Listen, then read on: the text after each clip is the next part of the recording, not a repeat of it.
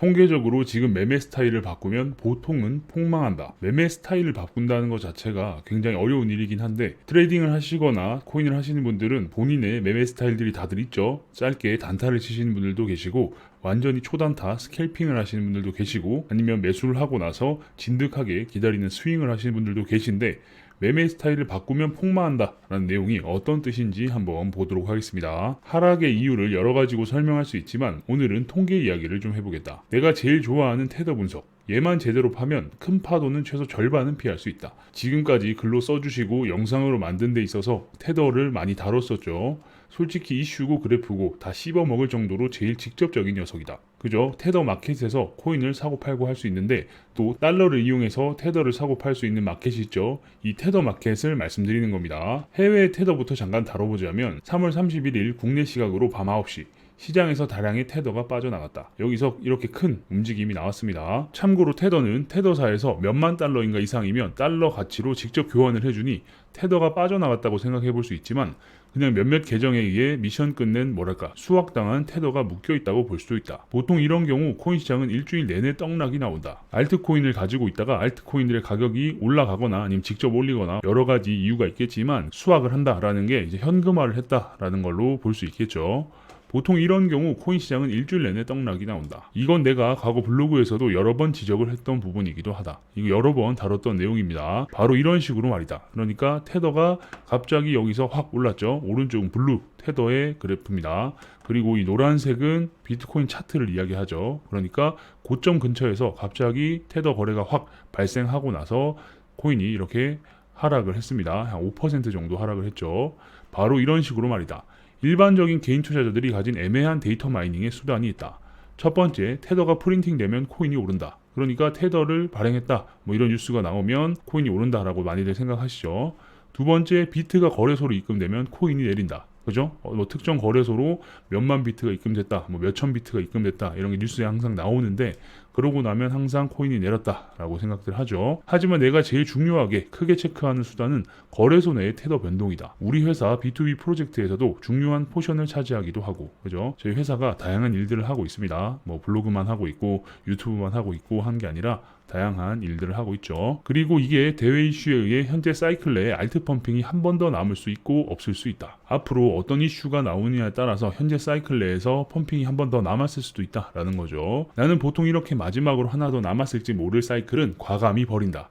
코인을 투자할 때 무조건 모든 시장의 파도를 다 타려고 하는 것보다 여유를 가지고 이번 사이클은 내가 포기한다라는 마음을 갖는 것도 어찌 보면 필요할 수도 있습니다. 왜냐? 돈을 버는 것도 중요하지만 잃지 않는 것도 중요하죠.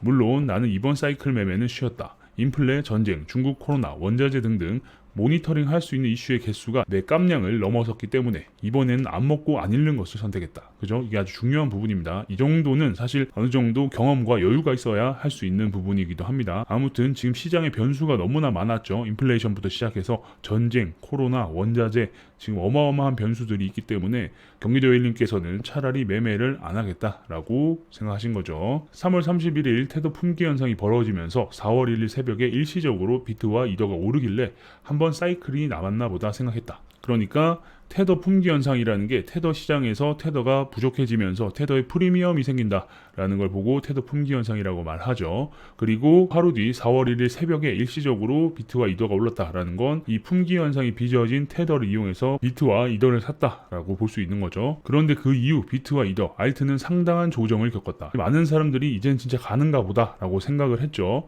보통 이런 경우는 철수할 시간을 주지 않을 정도의 강력한 외부 요인이 등장하기 때문인데, 그게 이번에 브레이너드의 이슈 때문이었다고 한다. 브레이너드는 연준의 2인자입니다. 여러분들이 잘 알고 계시는 FED의 의장인 파월이죠. 파월 의장 다음으로 브레이너드라는 2인자가 있습니다. 이번에도 브레이너드가 연준 의장으로 리스트에 올랐다가 아쉽게도 파월이 연준 의장을 연임하게 되었죠. 이슈로만 분석하면 해석의 방향에 따라 잘못하면 단기 역주행을 하는 대참사가 발생할 수 있어서 나는 장기적 예상 수단으로만 사용한다. 이슈로만 분석을 하게 되면 잘못 예상하는 참사가 생길 수 있죠. 해당 글과 영상이 이전 글입니다. 제가 영상은 우측 상단에 띄워드리도록 하겠습니다. 그래도 4월 FOMC도 쉬고 5월에 인플레와 관련된 예상되었던 이슈가 진정되면서 내가 생각한 8월 철수 이전에 작은 한 방이 나올 것을 기대는 하고 있다. 그러니까 8월 전까지는 아직 상승의 여지가 좀 있다 라는 거죠. 자, 그리고 우리나라 원화거래소의 통계 이야기도 잠깐 해보자면 여기서 통계를 다룹니다.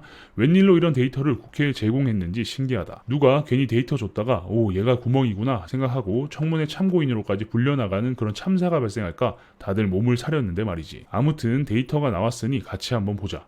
이 데이터를 국회에다가 제출을 했나 봅니다. 원화거래소의 최다 이용 연령대는 30대.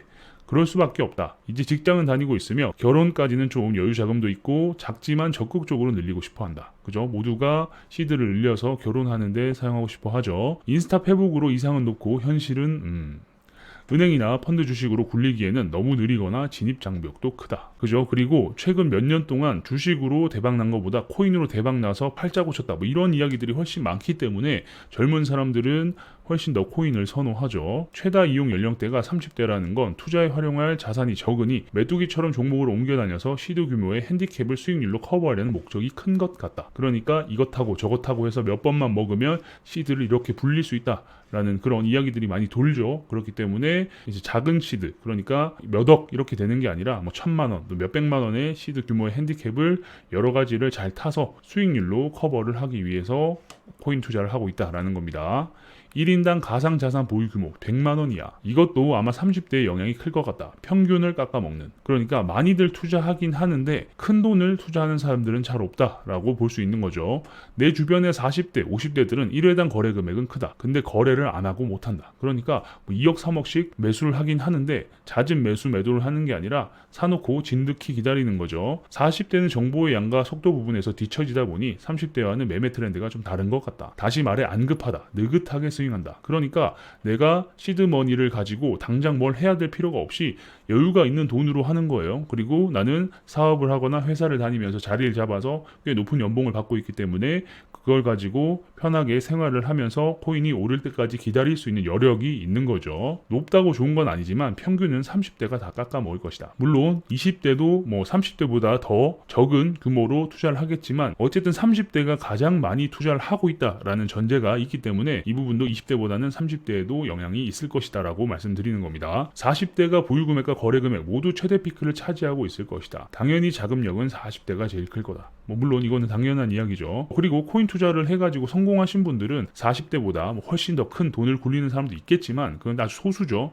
모두가 코인을 투자해서 성공을 한 게 아니기 때문에 그런 부분도 감안해서 보셔야 됩니다. 내가 30대인데 야 내가 지금 굴리는 돈이 5천인데 뭐 1억인데 2억인데 라고 생각하면서 여기 너무 심취해서 보시면 안 됩니다. 평균을 가지고 통계를 이야기하는 거니까 여러분들이 여기에 너무 감정이입해가지고 보시면 안 돼요. 30대는 아마 나름 빠른 정보력을 기반으로 진입각을 잘 보는 데 비해 과도한 정보에 노출되어 있다. 그죠? 어떤 타이밍에 매수를 할지 뭐 이런 부분들도 잘 알긴 아는데 너무나 많은 정보에 노출되어 있는 거죠. 거래 중독에 의해 현물 시장에서 많아야 몇백, 몇천 정도의 작은 금액으로 소액 짤짤이를 하고 있을 가능성도 높다고 본다. 100단위의 아주 작은 돈은 선물로 갔을 가능성도 있다. 그죠? 어쨌든 최근에는 또 선물, 마진 트레이딩을 또 많이 하면서 사람들이 이 정도 시드 굴릴 거면 2배, 3배 레버리지를 사용해서 트레이딩 하면 훨씬 더 돈을 빨리 벌 수 있으니까 내가 마진을 좀 해봐야겠다 라고 생각하면서 마진 트레이딩을 하시는 분들도 많죠. 뭐 무조건 마진이 안 좋은 건 아닙니다. 레버리지를 잘 활용하고 트레이딩을 잘 하시는 분들은 훨씬 더 시드를 효율적으로 운영할 수 있기 때문에 무조건 나쁘다라는 건 아닌데 아무튼 최근 트렌드가 그렇다라는 거죠. 그리고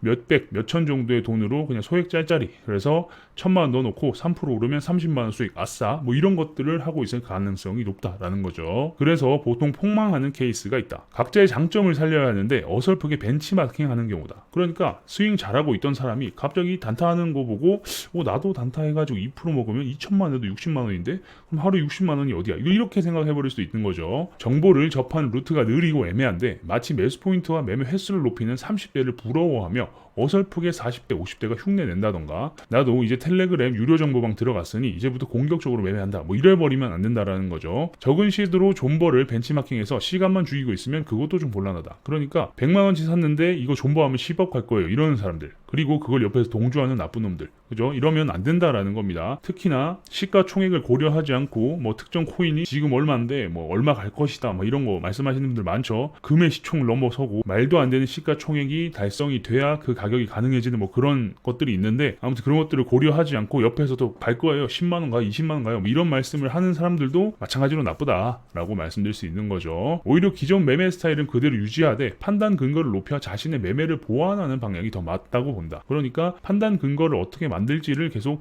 연습하고 대입하고 해서 그런 스타일을 만들어가는 게 맞다라는 거죠. 내가 주변에 조언을 할 때 본인이 어디에 해당하는지를 물어본다. 매수 포인트와 매도 포인트 둘 중에 어디가 부족한 것 같아요? 라고 물어보면 대충 답이 나온다. 그러니까 매수는 잘하는데 매도를 못해서 수익을 제대로 못 내시는 분들도 있고, 뭐 뭔지 아시겠죠? 보통 매수 포인트를 잘 못 잡으면 뭐 매도도 당연히 잘 못하는 거긴 한데, 한 가지는 특별히 잘하는데 또 한 가지는 특별히 잘 못하고 이러시는 분들이 좀 계시긴 하죠. 매수 포인트가 문제인 사람들은 보통 나이대가 많다. 그런 분들은 존버 스타일은 그대로 유지하며 사업 BM이나 비즈니스 모델이나 성장 가능성을 디테일하게 분석해보고 큰 사이클에 맞춰 예상 수익률이 높은 애들로 선택을 잘 하던가 하는 식으로 가는 게 맞고, 그러니까 매수 타점을 생각하는 게 아니라 돈이 생겼으니까, 아니면 누가 돈을 벌었으니까, 코인이 핫하다라고 하니까 있는 돈 없는 돈 긁어 모아다가 갑자기 그냥 어떻게 매수할지, 뭐 분할 매수를 할지 이런 거 고려 안 하고 그냥 호가를 긁어버리는 거예요. 그런 다음에 오르겠지 하면서 이제 그때부터는 기도 매매가 들어가죠. 그렇게 되는 분들이 많다. 그런 분들이 이미 물려있으면 어쩔 수 없는 거고, 그런 분들이 갑자기 나도 단타를 해봐야겠다라고 하지 마시고 존버를 하는 스타일들은 그대로 유지하면서 사업 비즈니스 모델이나 성장 가능성 이런 부분들을 디테일하게 분석해보고 거기에 맞춰서 그냥 큰 사이클로, 큰 물에서, 큰 흐름에서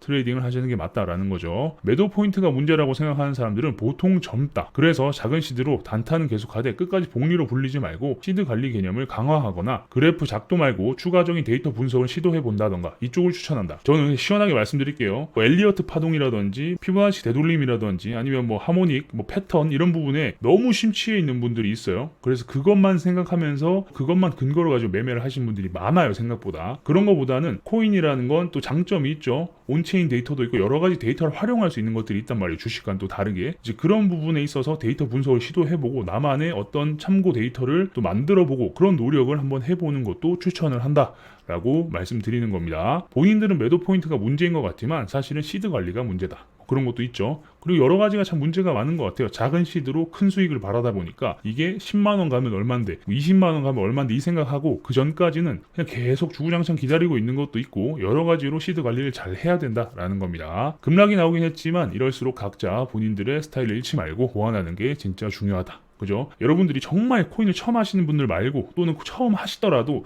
나는 어떤 스타일이 맞을까? 그리고 나는 어떤 성향인가? 이런 부분들을 잘 생각해 보시고 잘 고려하셔서 트레이딩을 하시는 게 맞죠. 뭐 MBTI로 알 수 있는 건 아니지만 어느 정도 투자 성향을 잘 파악해서 트레이딩을 하시는 것을 권장드리고, 만약 존버를 하든 아니면 단타를 하든 여러 가지 스킬을 늘려갈 필요가 있다라는 부분도 강조드리고 싶네요.